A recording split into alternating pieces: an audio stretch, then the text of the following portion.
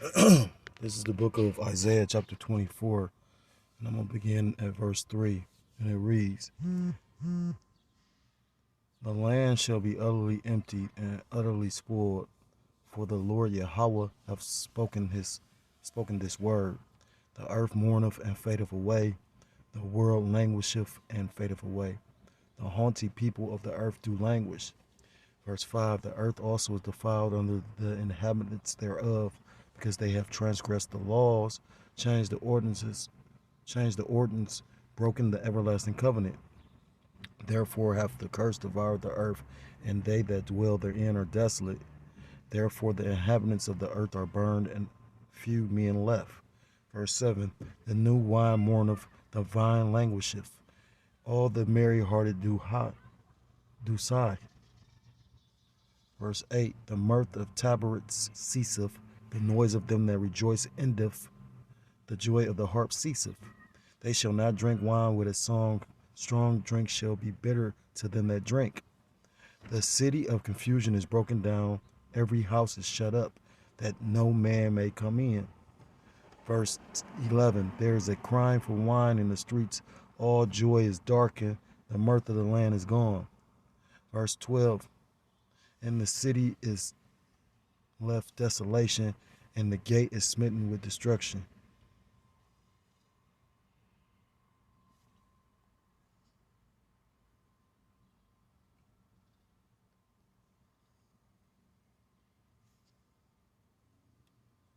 I want to start off by giving all praises, all honor, and all glory to Kol Loyum La Yahweh, Ba'ashem Yahushai, Ba'ashem Rachakodas B'Katham.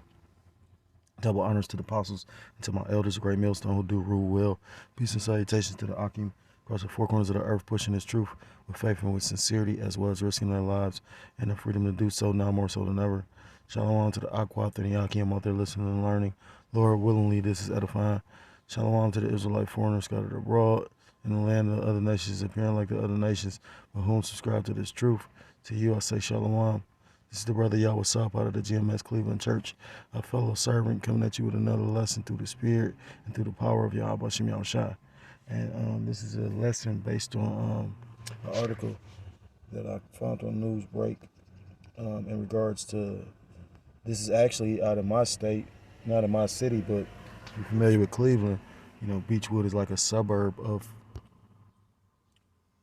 one of the surrounding suburbs of Cleveland. And, call Loyum La Yahweh Shem Yahushua, because if these bigger restaurants and businesses are struggling, what do you think the lower end stores are going to go through? So this is, it says Beechwood, popular Ohio restaurant forced to close due to rising food costs. This is dated 2 days ago, and it's written by Christian Waters, and it reads, It's always sad to see a popular restaurant close due to factors outside its control. But unfortunately, that's exactly what happened to one popular dining establishment in Ohio. In 2021, veteran restaurateur Brad Friedlander converted the Rosa Italia restaurant at 3355 Richmond Road in Beechwood into the Cut 15 Supper Club, serving mainly steaks, prime rib, and seafood. Initially, the restaurant did reasonably well and received good reviews from local diners. Just 2 months ago, a reviewer wrote, I've come here a couple times now and the food is phenomenal. Large sharing portions.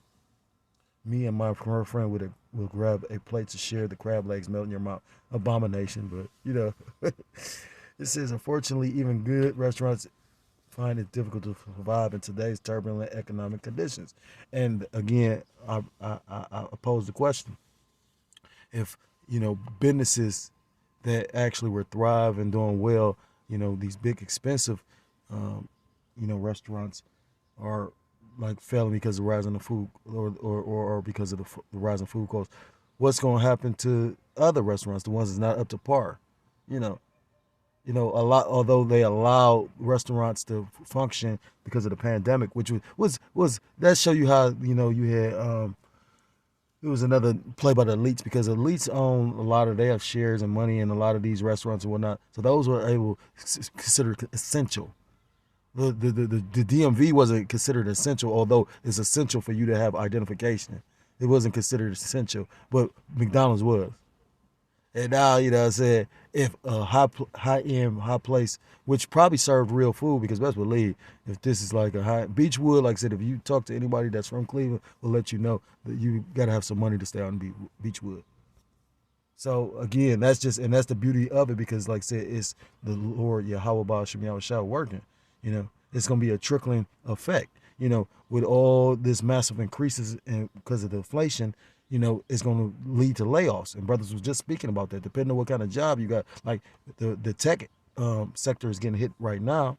All these startups like Uber Eats and Grubhub and app-based jobs, because of the fact, from what they say, app-based jobs don't really make money off the drip. I mean, they might get paid ridiculously large salaries because it's technology, but at the end of the day, the overhead is more expensive than the return on the money when it first starts off. Everything is not going to turn into a Facebook. You know what I'm saying? Facebook has become so ingrained in everything because basically, it's you use it to socialize with everything. So now it's and then basically people. It's like how Ross Perot used to do. Ross Perot, that ran for presidency, what he did was he had a lot of land, and what he did was let the airports build on the land for free. But or that's what they say. I can't see. He has had to got something from that, like whatever they say. He allowed them to build for free, and then turned around and when the restaurants, because the airports attract multitudes of people, when the restaurants, McDonald's is all these different retailers wanted to get in on the action, he charged them. Ingenious. And it's kind of like the same thing with Facebook. They allowed everybody to get on their platform for free, and now you got all these people that sell things. They'll pay Facebook to be able to go on the platform to sell things. Like YouTube. You know what I mean? YouTube. Just it's a genius way to make money. So it reads, unfortunately, even good. I read that according to the restaurant owner, Cut 51 will be closing its doors for good on Sunday, June 5th, which is today. Call Loyam Layah Bushmiel Shot. And that's the spirit, because I didn't realize none of this. I just started reading that article right now in real time. So I didn't, even, that's the spirit, because today is the 5th. It says the owner cited worker shortages. He said the owner cited worker shortages and rising food costs as the main reason for shutting down the business. Now, they say that worker shortage shit, but like the brother said, I mean, they say it's a lack of jobs, but then you got a lot of places hiring. So I won't say it's a lack of jobs. It's more so people don't want to work because it's money out there, and you got to remember people living off stimulus. You have people that get PPP, and although some people fuck the money up and literally like went and bought cars and all that old shit. You had people that actually took that money and flipped it, or literally took that money and didn't just waste their money. So you got people that had jobs, like for instance our county jail. A lot of they had to bring the National Guard in because a lot of the COs wouldn't come to work because they had PPE money, PPP money or whatever. It says in an interview with reporter Friedlander stated inflation is just ridiculous now. Sadly, the state of the economy in the world we live in since the pandemic started has created the perfect storm that has forced us to close. CV-19, many challenges simply proved insurmountable to our business. Friedlander also expressed concerns for the restaurant's employees and mentioned they were making every effort to help them secure new employment. This is a significant blow to the community as the restaurant was a special gathering place for many locals. Cut 151 is not the only popular restaurant that the current state of the economy has victimized. According to a recent report, more than 40% of independently owned restaurants are struggling financially, with many reporting they are at least 1 month or more behind on rent. And I don't even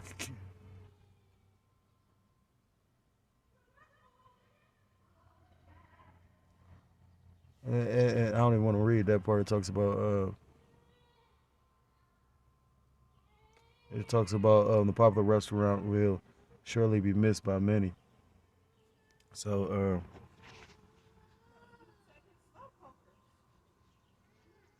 so with that all being said, we are about to come into some prophetic and beautiful times. You know what I mean? Like at the end of the day, we call for this because we hope for this. This is our only hope. We don't want to live in a world where you literally are gonna be you know don't have it's already bad enough of the conditions of Jake and Babylon the Great, aka America, but with what they literally are trying to set up, literally it's gonna be even you're gonna be even more restricted. You're not gonna be able to access certain things. You're gonna be uploaded in a database. Everything is gonna be monitored. But then again, the people that's doing the most horrific and vilest things on the planet, they gonna be just able to get away with whatever the fuck they doing, like they do today. You know, I still trip on Epstein. Epstein literally was acquitted. You know that his partner in crime though, they threw all the shit on her, showing you that's some cold blooded shit. Nobody is found, know where this guy at, but they acquitted him. Why even take the chance or time to acquit him? So if he pops up today and say, "Okay, I'm alive," they can't even arrest him or charge him. This is what type of power these Edomites is possessing, and then you Jakes want to think y'all on a fucking level. It's a lot here. So, get some scriptures. So they talk about 40% of independent restaurants are struggling. So the mirth of the city is the city of confusion is gone. Which if they talk about the rise in food costs, so I got a scripture on that because the rise in food costs on top of the famine that's being orchestrated is going to lead to a lack of food. This is the book of Second Ezra, chapter 6, verse 22. And suddenly shall the sown places appear unsown; the full storehouses shall suddenly be found empty. Because again, they're engineering man-made famine. So you know what I mean. It'll be a lack of food. It tells you in the book of Second Ezra, chapter 15, about how they're going to be going door to door, spoiling the houses in search of food.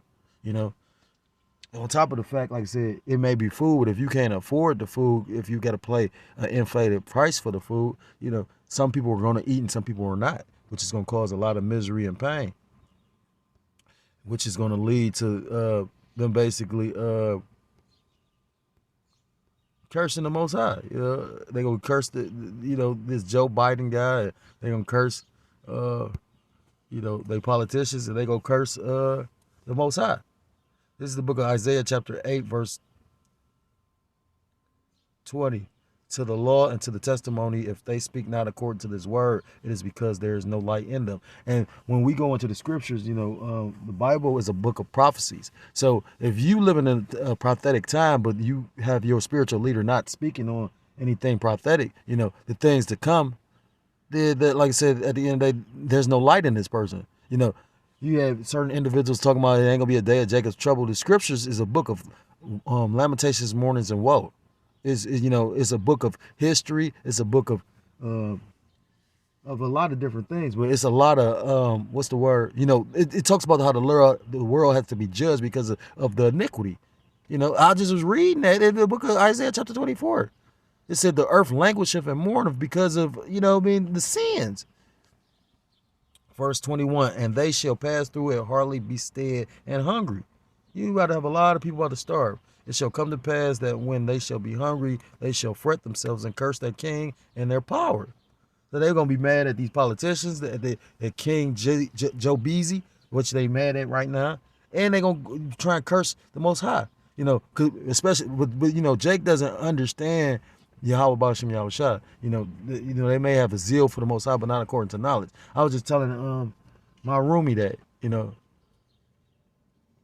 brother was just telling me that how, Satan gonna go, Satan could try to jump on a brother, but the brother know how to combat Satan. And so it's more so gonna be your children or a person in the world or your woman. You know what I mean?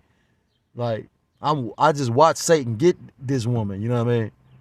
And it gets frustrating because, like I say, either you're gonna put up with it or you're not. I'm not gonna put up with somebody that's giving me a headache. Like if you was of value to me, but like I said, if you making the shit more frustrating, you know what I mean? All I need is somebody to help me. If I went from literally laying, like that's too much information, but I went to literally paying this person, and it's still an issue. Just showing you that's just a damn demon. You know what I mean? Like you think I'm gonna be paying you, laying with you, and treating you like we together. But what you don't want, like this is just how fucked up these women is. And that's why I can understand why so many of them gonna get judged.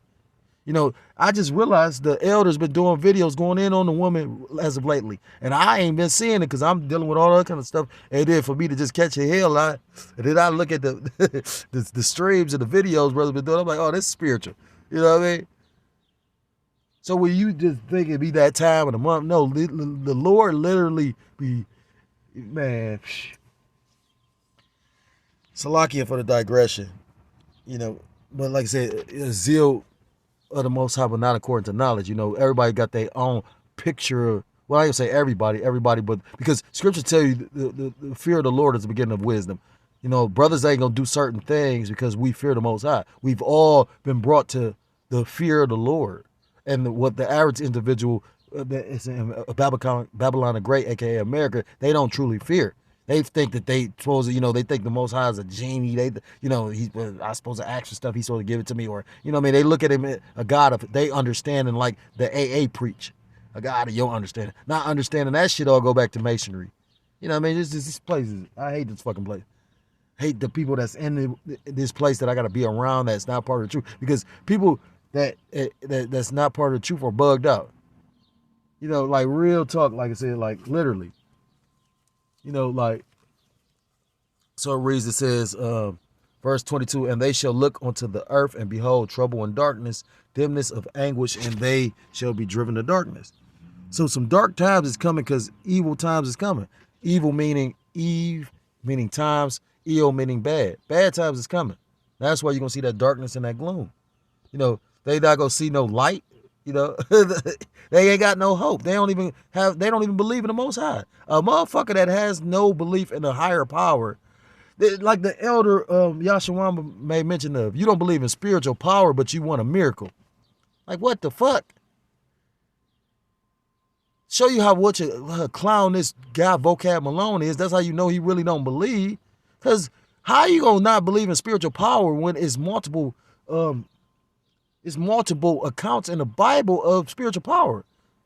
You know, like at the end of the day, the Messiah was bringing forth and what basically showing you manipulating the elements and showing you spiritual power. But you know what I mean? Like Samson did spiritual power, Elijah did spiritual power. Heck, Peter, you know what I mean? Like, come on. Salakia for jumping around like that, but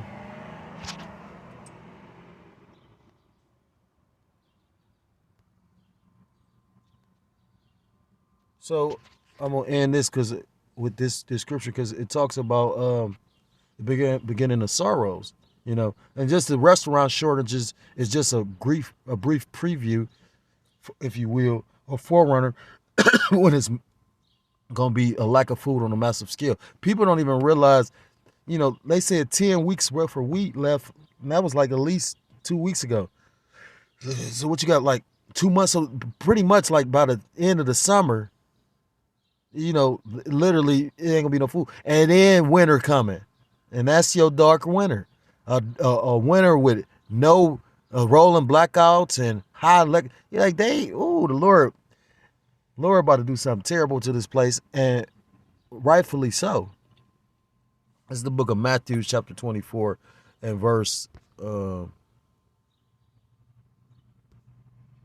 3, and it reads, and as he sat upon the Mount of Olives, who is he? He is Jesus, who you people ignorantly call the Lord Jesus, which is his true name is Yahweh Shah, Hamashiach. So it says, and as he sat upon the Mount of Olives, the disciples came unto him privately, saying, tell us, when shall these things be, and what shall be the sign of thy coming and of the end of the world? And Yahweh Shah answered and said unto them, take heed that no man deceive you. For many shall come in my name, saying, I am Mashiach, and shall deceive many. And ye shall hear of wars and rumors of wars. See that ye be not troubled, for all these things must come to pass, but the end is not yet. For nation shall rise against nation, and kingdom against kingdom, and there shall be famines and pestilences and earthquakes in divers places. All these are the beginning of sorrows. So, these famines, these food shortages, the lack of food, which is prophecy, all these different prophecies shall come to pass in the latter days. You know, uh, well, they're coming to pass now.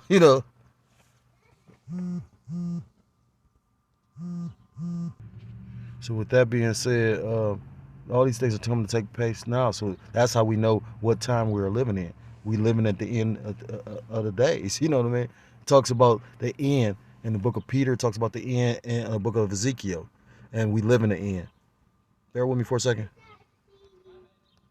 So with that, I want to end the lesson. I want to give all praises, all honor, and all glory to called Loyam, La Yahweh, Ba'ashem, Yahushai, Ba'ashem, Chakodas Bakatam, double understood apostles until the elders of Great Millstone who do rule well. Peace and salutations to the Akim across the four corners of the earth, pushing this truth with faith and with sincerity, as well as risking their lives and the freedom to do so now more so than ever. Shalom to the Akwat and the Akim out there listening and learning. Lord, willingly this was edifying. Shalom to the Israelite foreigners scattered abroad and the land of the other nations appearing like the other nations, but subscribing to this truth. To you, I say shalom. Till next time I'm able to come with another lesson.